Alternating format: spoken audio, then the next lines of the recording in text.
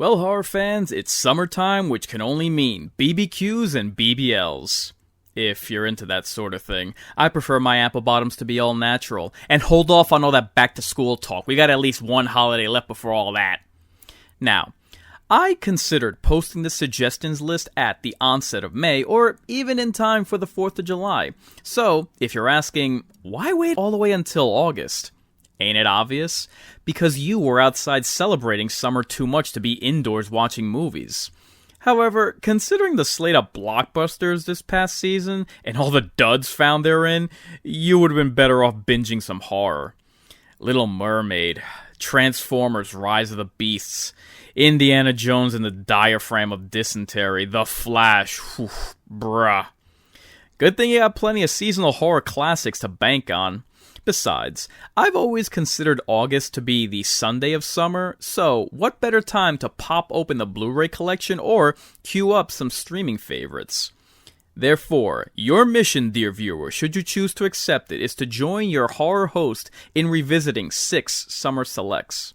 Inkarnate will disavow all knowledge of your existence if you fail to subscribe. This video will self-destruct after 5 seconds. Beware of a scarecrow. Kill it. Or become it. Scarecrows. The stuff nightmares are made of. Just like adding the movie Jaws into the first iteration of this watch list last year would have proven far too predictable, see also basic. When it comes to the subgenre of backwoods horror, the Texas Chainsaw Massacre stands front and center in my mind. However, just to shake things up, I'll go with an overlooked film of an untapped monster. It's only appropriate that we kick off this list with a trip to the 80s. The plot of 1988's Scarecrows sees a team of mercenaries chartering a flight from Sunnyside, California to Mexico free of charge. You could say they made out like bandits, but that's only because they hijacked that plane, stole $3 million, and kidnapped 2 hostages. But wouldn't you know it, en route to Cancun like a thief in the night, one of the bandidos goes AWOL and makes out with the loot, parachuting down into a dark field. No horror among thieves. With his cohorts in hot pursuit, he hightails it for the farmhouse, but can't shake the feeling that something ain't quite right, something unsettling about the propped-up mannequin strawmen made of sticks. No, I'm not talking about the unfunny late-night hosts.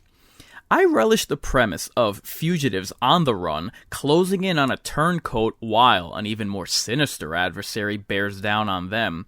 And worse still, with the coverage of the cropland, the monsters stalking the corn rows have home field advantage. As much as the farmhouse is the meeting point for the characters, this ain't no safe haven. Retreating here from the murders in the surrounding killing field sees partners turn on each other and even captor and captive forced to work together. You gotta admit, there's something eerie about farm tools used as weapons, whether scythes, sickles, hedge clippers, and even rakes.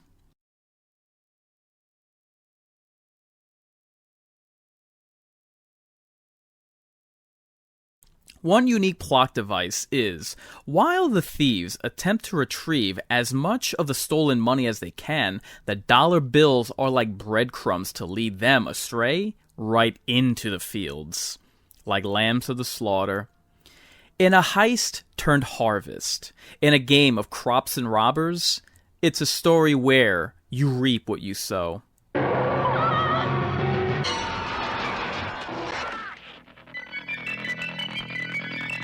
Burning. Much like last year's entry for this category, what earns this slasher film a spot on this watch list is its entertaining cast of characters. However, while I would give the slight edge to Sleepaway Camp in the character department, it is indeed the killer in The Burning that is the superior villain. There's something provocative about the backstory of a murderer shared over a campfire that interweaves the lore with the setting to set the mood. As far as the campers in the film, they're not vacuous husks with no agency, social interaction, or lacking personal development. They're not typecast waiting around until it's their turn to catch the business end of a blade. They're flesh and blood people with friendships, intimate relationships, rivalries, etc. The campers are already in play with their personal exchanges and plot threads by the time the killing spree starts.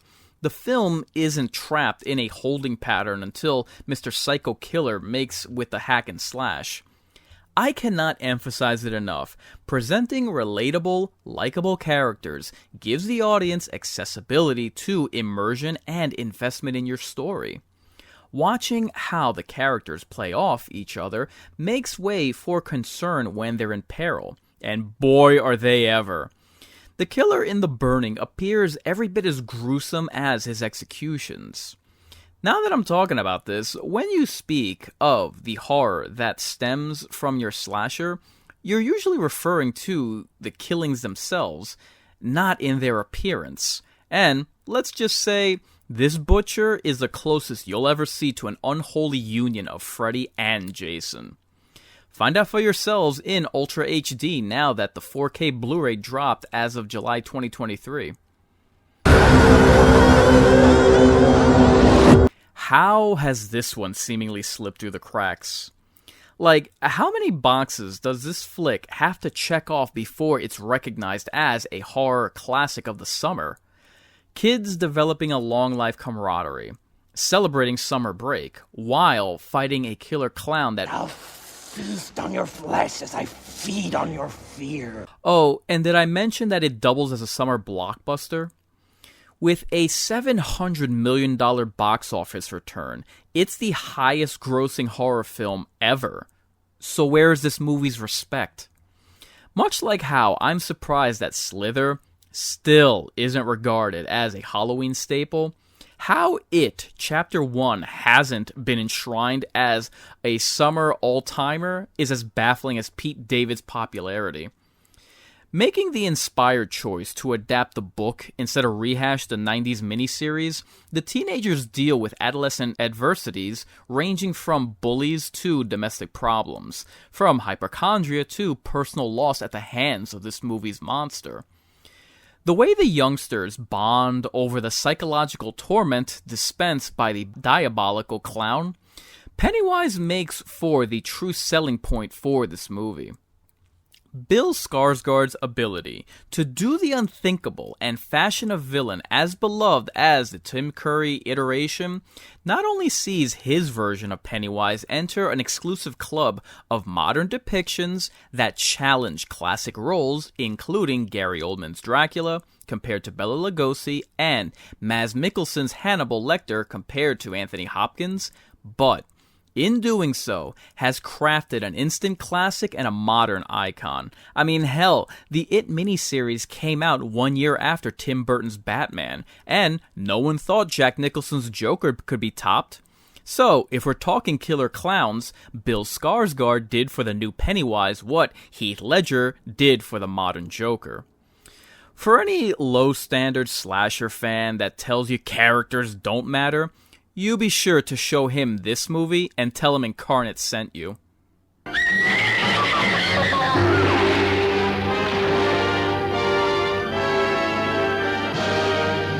As you can imagine, there's plenty of competition amongst the Gothic forefathers when picking a favorite Universal monster, but narrow down to Heatwave horror and things come into focus. Clocking in at the tail end of the Gothic era, this film represents the swan song of Universal monsters that had begun almost a quarter of a century before with Dracula. While on expedition in the Amazon, a geology team unearths not just any old fossil, but the bones of a webbed hand, providing a direct link between land species and marine life. A missing link, if you will. Imagine their surprise when a search for the remaining skeleton brings them face to gills with a living sample. A gill man, some might say. While the OG Mummy film lifted heavily from Dracula with the forbidden love trope, this is the best of these movies to portray the Beauty and the Beast dynamic. While the men get to work excavating the lagoon, the bathing beauty just can't help herself and has to take a dip in the Amazon, in a body of water called the Black Lagoon. Typical woman. She attracts some unwanted attention for her trouble, and now the men have to deal with it. Typical woman. The gill man proceeds to run through more men than Brittany Renner, and, just like anyone, Farrell won't take no for an answer. The abduction of the damsel in distress leads to a rescue operation in the very lair of a prehistoric organism well versed in survival of the fittest. Creature from the Black Lagoon does what a good creature feature should do and provides plenty of unexpected twists and entertaining characters. Therefore, if the beaches are too crowded, plan your next trip to the Amazon.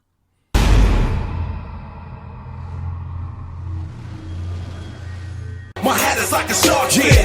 Deep as blue as my hat is like a shark's fin. I always find it funny that, for all the times that less reputable sources quote the phrase, "turn your brain off," to refer to the latest short-lived horror schlock or Nick Cage movie, I'm continually left wondering if they ever turn theirs on at all. Enter smart sharks. Yes, folks, we might as well put it on Front Street. I think a deep dive is in order. A genetic experiment gone terribly wrong unleashes nature's oldest killing machine and gives it a new lease on life.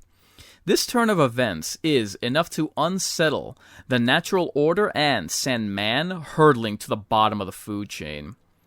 In order to harness the healing power of sharks, doctors expand the mind of their test subjects. Side effects may vary. While on the surface, not as thematic as Frankenstein, Godzilla, or Jurassic Park, on the one hand, it's not trying to be, and on the other hand, all the ingredients are there. The pursuit of science for the betterment of humanity. Scientists whose lab experiments gets wildly out of hand. The attempt to play God horrendously backfires, and the ensuing ricochet will spare neither the innocent nor guilty. While the overarching theme of this list is scary movie summer, the common thread with every entry of these recommendations is memorable characters, and Deep Blue Sea is no different. From The Punisher to LL Cool J. From the Mad Doctor to Sam Jackson. Good mother coach. For all the detractors that pretentiously turn their nose up at this film's premise, I'd happily retort, how many of your beloved brain-dead films have ever reached cult status? Sink or swim? I'll let you decide. Deep Blue Sea. It's a testament to this film's legacy that, 11 years on, this movie's fans have yet to blow the lid and spoil the plot for this movie, even when recommending it. Well, Inkarnate will be no different. A trip to the woods with college friends reveals that there's more to this getaway than meets the eye.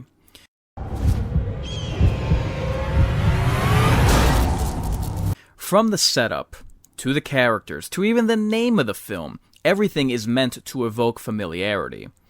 While the movie wisely exploits horror stereotypes to its advantage to subvert expectations, it takes advantage of two key ingredients. Firstly, it drip feeds you breadcrumbs to follow that clue you in to something more going on under the surface of things. And, number two, you guessed it, an ensemble cast of magnetic personalities. Even when the college kids arrive at the remote forest, and what you believe to be predictable scares ensue, the film still doesn't show you its hand. If it feels like I'm being aloof with this film's plot, believe me that I'm playing to its strengths. Anonymity is its key selling point because this is one thrill ride best enjoyed if you go in blind. Let me put it this way. Even by the end, when all hell breaks loose, the movie persists in playing its cards close to the chest, keeping you guessing up until the very end. I really have to tip my hat to this one. Usually, movies of the modern day will blatantly rip off other film classics and cover their thinly veiled plagiarism behind a veneer of homage. This film actually leverages cliches and turns them into tributes. As a celebration of the horror genre itself, I couldn't think of a better way to close out this list and the summer of 2023. So, there you have it, folks. A serving of Fear Factor along with the fireworks. A few scare tactics to pair with summertime. I hope these selections expanded your palette for what you would normally get out of the sunshine season. Now that you've enjoyed your summer break, feel free to relive the scares that come along for the ride. The list that keeps it lit. Our action blockbusters may disappoint, but Heatwave horror will always deliver. While Hollywood's safe bets simply decline with time, summer scary cinema only gets better with age. I've been Inkarnate reminding you, I ain't just a big deal, I'm the real deal. If you're resigned to your fate, time to subscribe to your fears. Warn your friends. Warn everyone.